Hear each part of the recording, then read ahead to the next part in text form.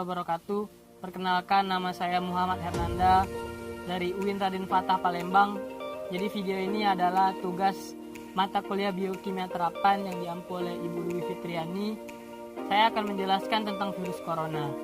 Sekarang di seluruh dunia, termasuk Indonesia, sedang menghadapi pandemik virus corona. Jadi saya sebagai mahasiswa kimia akan menjelaskan apa sih itu virus corona dan bagaimana cara masuk ke dalam tubuh dan bagaimana sistem imun mencegah dari virus tersebut.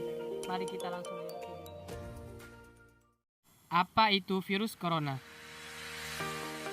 Virus corona adalah virus yang menyerang pernapasan. Virus ini juga bisa menyebabkan pneumonia sampai kematian.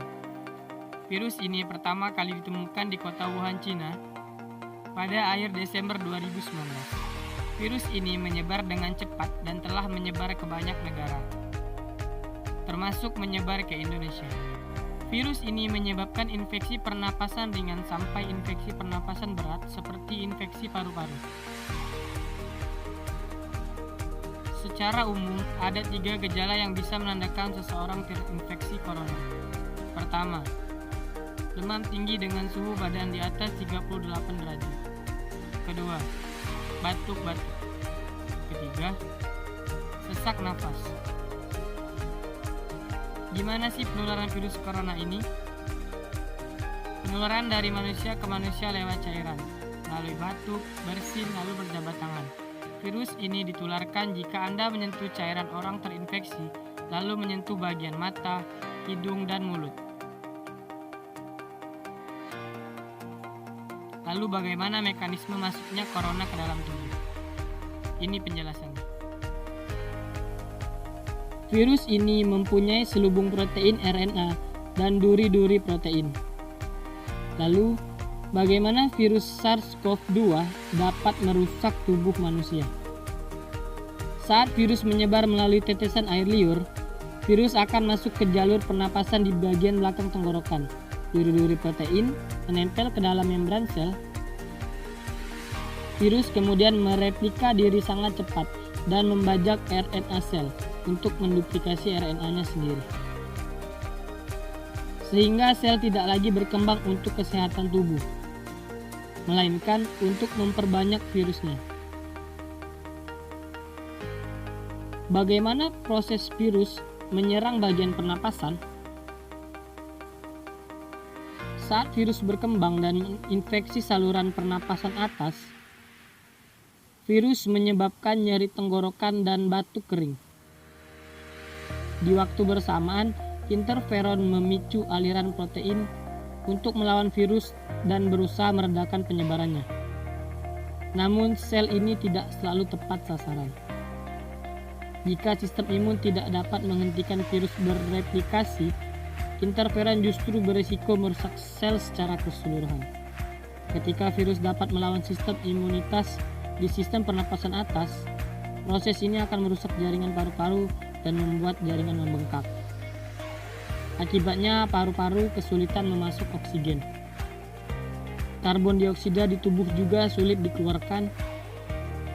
Pembengkakan pada jaringan paru dan kekurangan oksigen di dalam darah membuat jaringan terisi cairan nanah dan sel mati. Pada fase ini, pasien akan mengidap pneumonia atau radang paru-paru. Pasien pun mengalami kesulitan bernafas. Akhirnya, pasien membutuhkan alat bantu pernapasan. Alat yang jadi pembantu bernafas agar tetap hidup.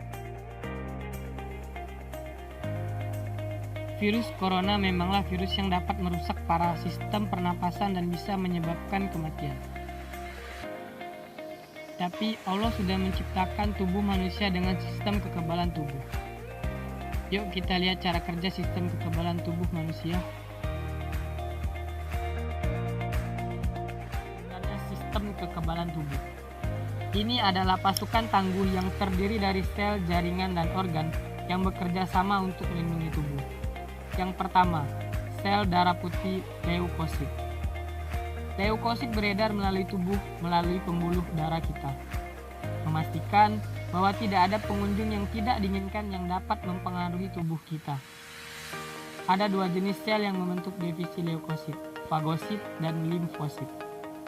Fagosit adalah sel pertama yang merespon keadaan darurat. Pernahkah tangan kalian tergores pisau saat di dapur? Celah luka ini adalah pintu gerbang yang sempurna bagi bakteri dan virus berbahaya untuk memasuki tubuh. Tapi yakinlah, karena ada fagosit, Anda telah dijaga. Jika fagosit adalah kekuatan sistem kekebalan, maka limfosit adalah otak di belakangnya. Limfosit adalah sel yang memungkinkan tubuh untuk mengingat dan mengenali penyusup sebelumnya, dan membantu tubuh menghancurkan mereka. Tentara sistem kekebalan unit limfosit terbuat dari dua jenis tentara, limfosit B dan limfosit T. Limfosit B dan limfosit T sederhananya, limfosit B adalah sistem intelijen tubuh yang mencari virus dan mengunci mereka. Sementara membiarkan limfosit T tahu dan akan berperang dengan virus itu. Jadi kita harus meningkatkan imun agar sistem kekebalan tubuh kita bisa memerangi virus. Terus gimana sih supaya kita bisa meningkatkan imun tubuh? Gini nih caranya. Pertama, mengkonsumsi makanan dan minuman yang bergizi. Kedua, berolahraga. Ketiga, tidur yang cukup 7-8 jam per hari. Keempat, jangan stres. Bagaimana sih mengolah stres dengan baik? Dengan meditasi, berzikir, bermain musik atau mengembangkan bakat, berkumpul bersama keluarga, berkumpul bersama teman-teman. Meningkatkan imun bisa dilakukan saat kita tidak dalam keadaan stres. Jadi isilah waktu luang selama di rumah saja dengan kegiatan positif yang bisa meningkatkan imun.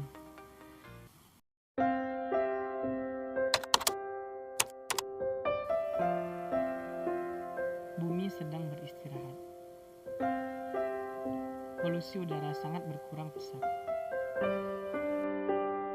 Kepadatan lalu lintas sangat berkurang. Langit Jakarta menjadi biru dan cerah. Hal ini jarang terjadi selama ini. Setelah pandemi ini selesai, kita harus bisa menghargai bumi. Membuang sampah pada tempatnya. Tidak membuang sampah di laut. Tidak membuang sampah di sungai. Menjaga hutan. Agar populasi hewan di laut terjaga dengan baik. Agar sungai bersih dan akan mengurangi banjir.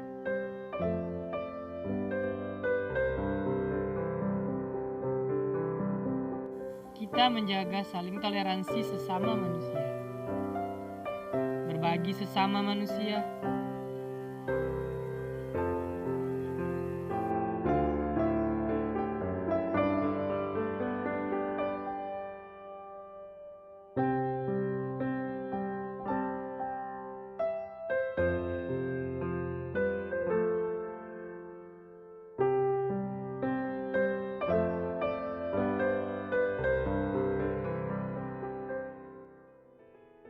Tadi video yang sudah kita saksikan sama-sama, di saat masalah pandemik seperti ini kita haruslah mengindahkan himbauan pemerintah untuk di rumah saja, social distancing dan physical distancing, dan kita harus lebih memperhatikan kebersihan diri, sering-sering mencuci tangan dan menjaga kesehatan tubuh.